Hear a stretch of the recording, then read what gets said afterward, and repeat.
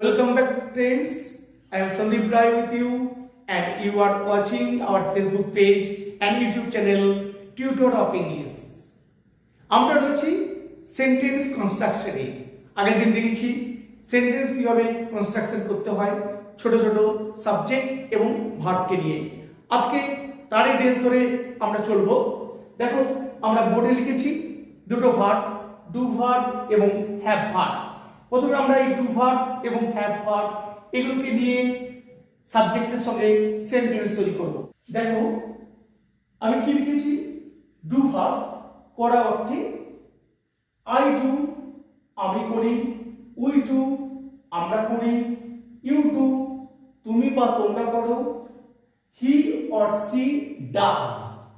তাহলে দেখো এই যে হি এবং সি এটা হচ্ছে থার্ড পারসন সিঙ্গুলার নাম্বার, তাই তার ক্ষেত্রে হয়ে গেল কিন্তু does. He or she does, সে করে। দে ডু তাহারা করে। ঠিক একইভাবে দেখো হ্যাভ ভার্ব আছে এই অর্থে আই হ্যাভ আমার আছে, উই হ্যাভ আমাদের আছে, ইউ হ্যাভ তোমার বা তোমাদের আছে, হি অর সি হ্যাজ। এখানেও দেখো থার্ড পারসন সিঙ্গুলার নাম্বার বলে কি হয়ে গেল, হ্যাভ এর জায়গায় কিন্তু হ্যাজ হয়ে গেল। হি হ্যাজ তার আছে, দে হ্যাভ তাহার আছে। তাহলে এই ডু ভার্ব এবং হ্যাভ ভার্ব এই দুটো ভার্বকে আমরা সাবজেক্টের সঙ্গে দেখালাম। হ্যাঁ, সেক্ষেত্রে হি সি কি বলেছি, এর সঙ্গে রাম যে কোনো নাম কি বোঝাবে দুটো ক্ষেত্রে, তাই অর্থাৎ ডু ভার্ব হলে ডাজ আর হ্যাভ ভার্ব হলে হ্যাজ। তাহলে এটুকু বোঝা গেল। এরপর আমরা সেন্টেন্স কনস্ট্রাকশনটাকে আরেকটু বাড়িয়ে নিয়ে যাব। আমরা কি লিখেছি, সেন্টেন্স কনস্ট্রাকশন বাক্য গঠন with do verb, subject plus verb plus object. আমরা আগের দিন কি করেছিলাম, সাবজেক্ট প্লাস ভার্ব এটুকু করছিলাম। I eat, Ram plays, he sees, they play, you draw। ঠিক এই ধরনের সাবজেক্ট প্লাস ভার্ব এটুকু করেছিলাম। আজকে তার সঙ্গে যোগ করে দিলাম কি, subject plus verb plus object. তাহলে আমাদের জানতে হবে অবজেক্ট জিনিসটা কি।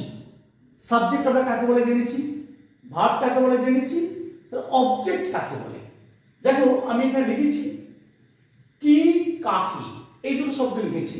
অর্থাৎ ভার্বকে কি বা কাকে দিয়ে প্রশ্ন করলে যে উত্তর পাওয়া যায় তাকে বলে অবজেক্ট।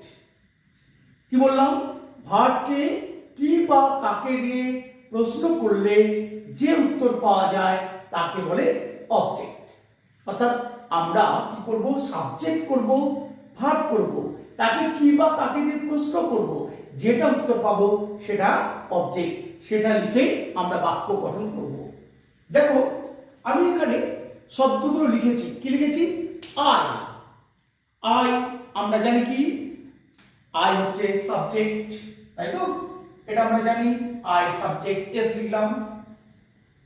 ইট খাই, ভার্ব, তার মানে কি আমি খাই, আই ইট আমি খাই।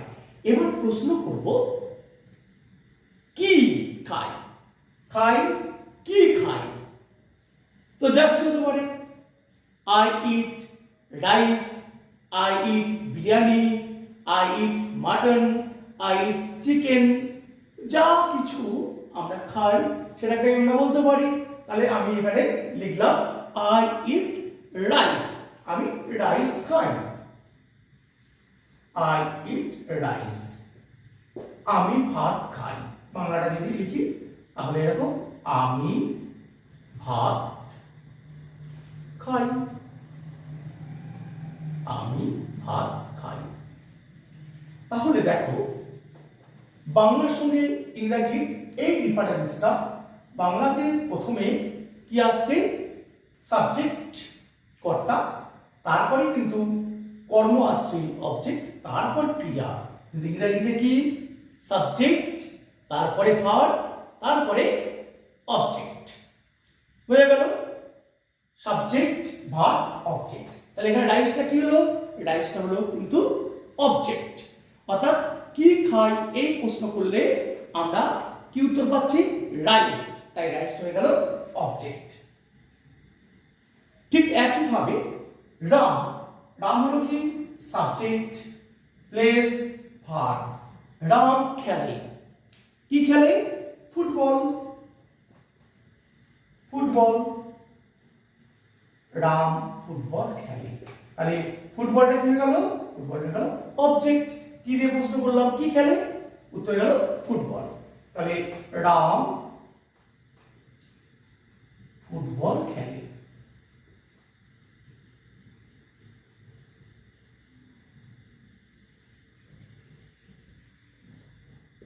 ঠিক একইভাবে ইউ ড্র, তুমি আঁকো, কি আঁকো, a picture, you draw a picture. তাহলে এবার তোমরা আমাকে বলো, ইউ সাবজেক্ট আমরা জানি, ড্র ভার্ব, এবার অবজেক্ট কোনটা, রাম ড্র, রাম আঁকে, এ অবজেক্ট না পিকচার অবজেক্ট না এ পিকচার অবজেক্ট। দেখো রাম আঁকে, কি আঁকে, এ পিকচার, একটা ছবি আঁকে, এ পিকচার গোটাটা, তাই এ পিকচার এটা গোটাটাই হচ্ছে অবজেক্ট। বোঝা গেল? Next, he cooks, he subject, cooks verb, he cooks, সে রান্না করে, কি রান্না করে, কি রান্না করে, হি কুকস রাইস, সে ভাত রান্না করে।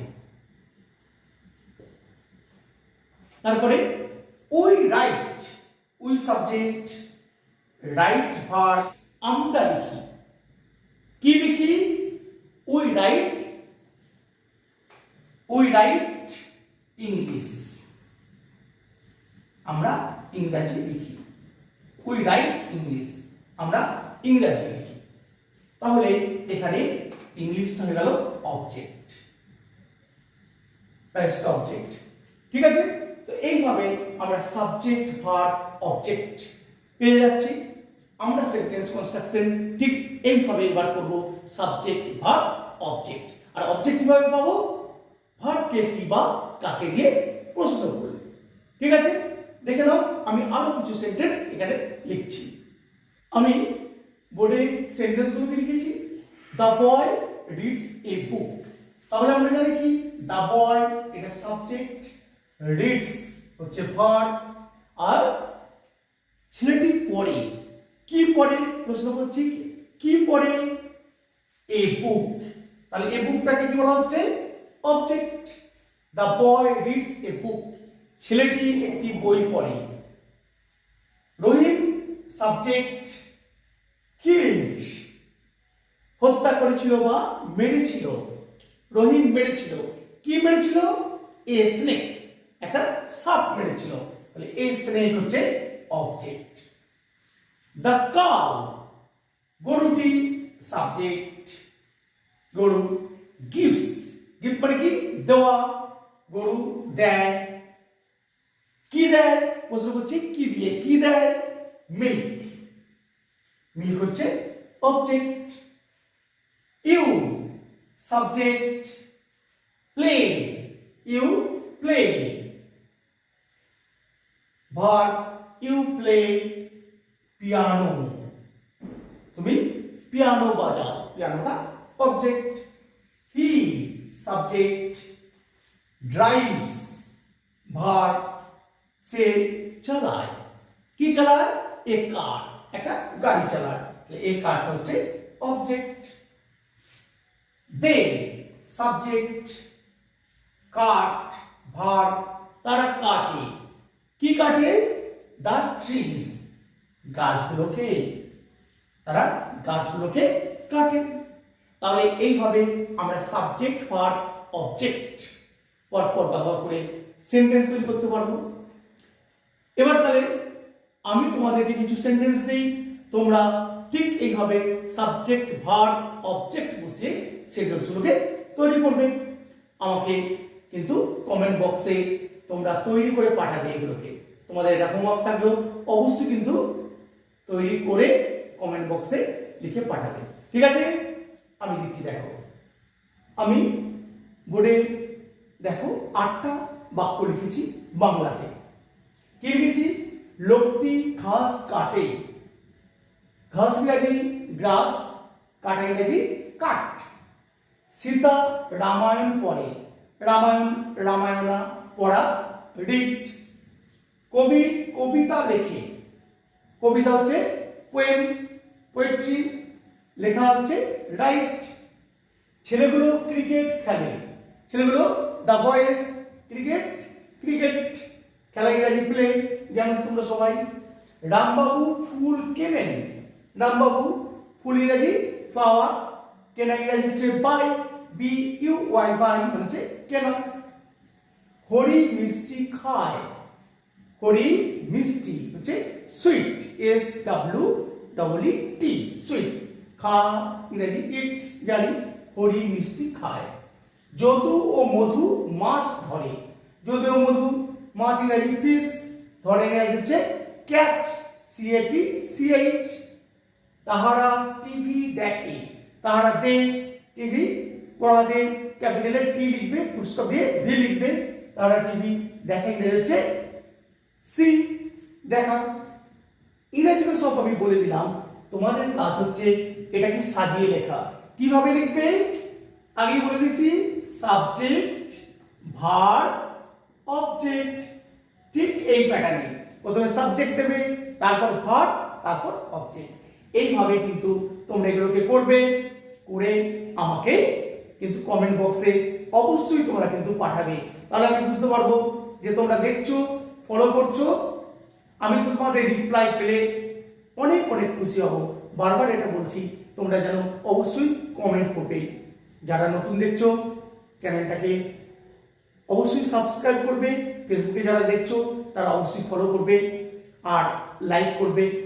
তোমাদের ভালোবাসা দেবে, তোমাদের ভালোবাসা পেলে আমি ক্লাসগুলোকে অনেক অনেক এগিয়ে নিয়ে যেতে পারবো, তোমাদের উপযোগী করে তুলতে পারবো, এটা আমার আশা আছে। যাই হোক, আজকে ক্লাসটা ছিল এই পর্যন্তই। আশা করি তোমাদের ভালো লেগেছে। দেখা হবে পরের ক্লাসে আবার নতুন ভিডিও নিয়ে। ততক্ষণ পর্যন্ত প্র্যাকটিস করে যাও। আর আজকের মতো তাহলে এখানেই আমি বিদায় নিচ্ছি। Tata, by.